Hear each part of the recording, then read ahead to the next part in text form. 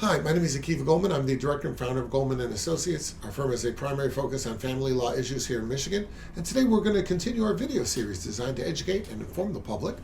So please subscribe to our channel.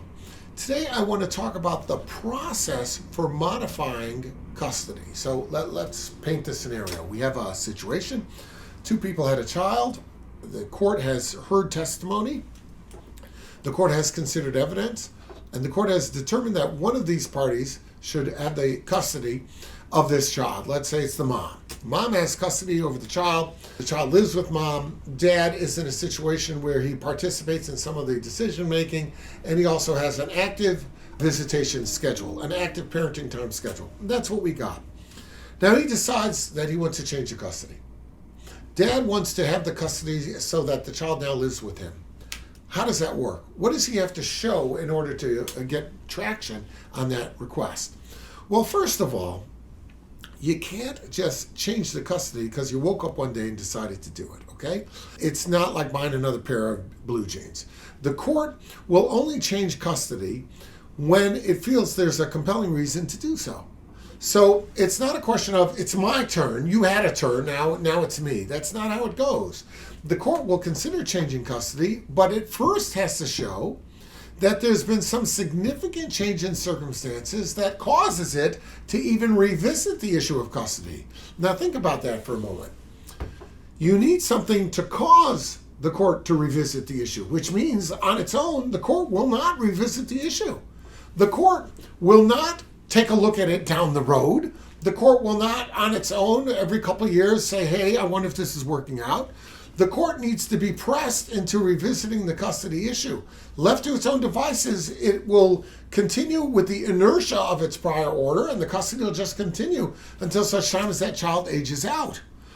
That means that you've got to give the court a reason why it should even look at it to begin with. So what's the reason? Well, it's got to be some compelling change in circumstance. It's got to be something big. It can't just be that you're fed up or she's fed up. That can't be it. It's got to be something that will make the court say, you know what? We made a decision. We made an order a couple years ago. It's not working out. It's not a good idea. It was good then. It's not good now. So we need to approach it again and see whether or not a change is the right thing to do. Now, for example, if the court is brought in evidence that while the parties used to get along with the kids, mom who has the custody is no longer getting along with the child. The child has become more oppositional. There is more fighting in the household. Is that a reason to change custody? I don't even know if it's a reason to look at the custody, let alone change it. Maybe you're dealing with a teenager. Maybe you're dealing with that. Teenagers are notorious for being oppositional. That in and of itself, and the fact that one parent is now at odds with the child, that's not likely to be a reason for the court to consider changing it. I mean, the court probably contemplates that as these kids get older, the personalities will change, the needs will change, there'll be other changes that are going on. It might make the child a little difficult to deal with. That's not a reason to change the custody. What the court is going to look at is something significant that didn't exist before and could not be predicted in the ordinary course of business. So, for example, if one parent has become a drug addict or an alcoholic, now they're addicted to this thing and it's hurtful to everybody, the court may say, you know what, that's not a good environment for the child. We got to look at this. Even without that, all of a sudden we have a child who was doing great in school and now the child's failing out. And the court looks at the records and says, well, wait a minute, this in the first, a couple semesters, the child's been truant for 62 days. The child's been out of school. The child has all these absences. That's a situation where the court may say, wait a minute, we got to look at this. We have to consider whether or not we should keep this going, whether or not we should make a change.